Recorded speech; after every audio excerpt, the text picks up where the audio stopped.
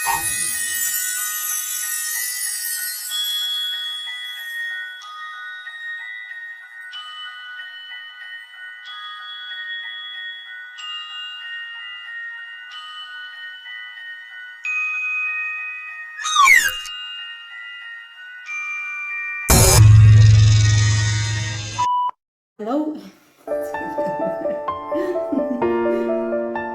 Hello po!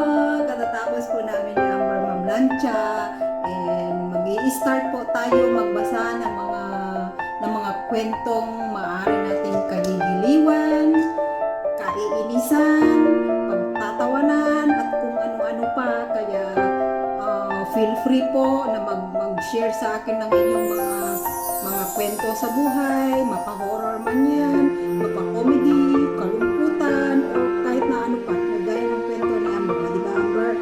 Abangan niyo po! Hello, hello! Hello, hello!